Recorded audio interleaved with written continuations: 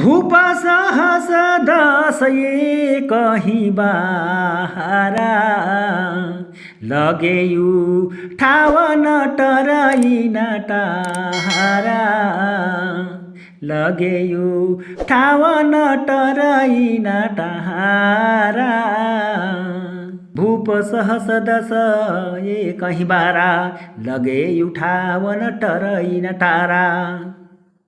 फिर 10,000 राजा एक साथ मिलकर धनुष को उठाने लगे, परंतु वह टाले नहीं टलता। फिर आगे कहते हैं, अब जानी को भाखे भटमानी वीर विहीन महिमय जानी तजहु यास निज निज गृह जाऊ लिखना विधि बदेहि विवाहु। फिर कहते हैं, अब जनि को भाखय भट मानी वीर विहीन महिमय जानी। राजा आगे कहते हैं कि अब कोई भी अपने को योद्धा ना कहें, मैं जान लिया कि पृथ्वी वीरों से खाली हो गई। इस प्रकार से राजा कहते हैं। फिर आगे, तजहु यास निज निज गृह जाहु लिखाना विधि वैदेही विवाहु। कहते हैं, अब सब राजा जो हो सब आशा छोड़ करके और अपने अपने घर जाओ। विधाता ने जानकी का विवाह लिखा ही नहीं तो मैं क्या करूं। इस प्रकार से राजा जनक जी कह रहे हैं। फिर आगे कहते हैं राजा जनक, यदि मैं अपने प्राण को छोड़ता हूं तो पुण्य नष्ट हो जाएगा, मैं क्या करूं। इससे तो अच्छा ये है कि कन्या कुंवारी ही रहेगी।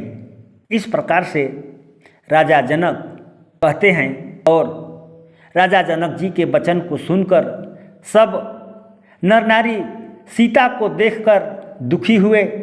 लक्ष्मण जी को इस प्रकार की वाणी को सुनकर लक्ष्मण जी क्रोधित हो गए और भौहें टेढ़ी हो गई, होंठ फड़कने लगे और आंखें क्रोध से लाल हो गई। फिर आगे क्या लिखते हैं, कही ना सकता रघुबीर डर लगे बचन जानुबान नाई राम पद कमल सिर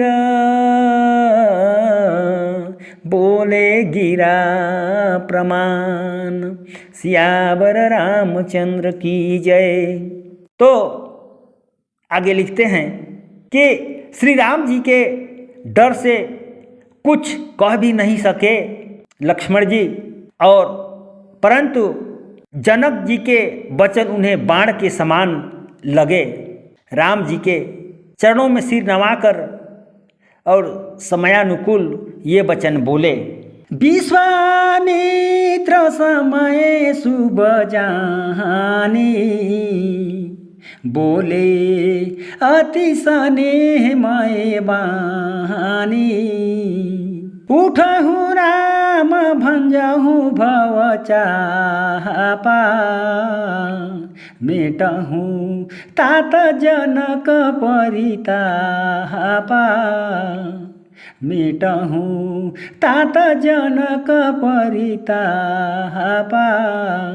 विश्वामित्र जी शुभ समय जानकर बड़ी प्रेम भरी वाणी से बोले, हे राम उठो और शिव जी के धनुष को तोड़ो और राजा जनक जी के संताप को दुख को दूर करो। फिर आगे कहते हैं, सुनि गुरु बचन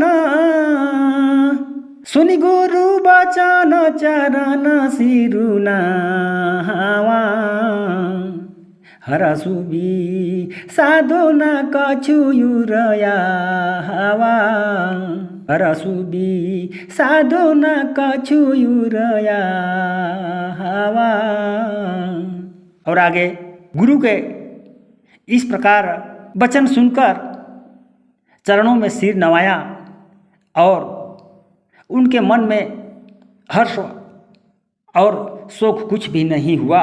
और आगे कहते हैं रुहि प्रणाम मनहि मन किन्हा अतिला गवै उठाई धनुलिन्हा अतिला गवै उठाई धनुलिन्हा। और श्री रामचंद्र जी गुरु को मन ही मन प्रणाम किया और बहुत फुर्ती से धनुष को उठा लिया। फिर आगे कहते हैं दमके उदामिनी जिमी जबल हायु पुनि धनु नभ मण्डल सम्भयाउ पुनि धनु नभ मण्डल समभयाउ।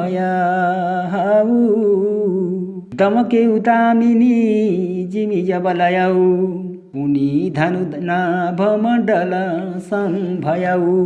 जब श्री रामचंद्र जी उस धनुष को उठा लिया तो वह बिजली के समान चमका और फिर धनुष आकाश में मंडलाकार हो गया और संसार भर में घोर कठिन शब्द भर गया। सूर्य के घोड़े मार्ग छोड़कर चलने लगे, पृथ्वी हिलने लगी, शेष कच्छप और बराह कल मलाने लगे और चारों तरफ जय जयकार करने लगे। सियावर रामचंद्र की जय शरणम।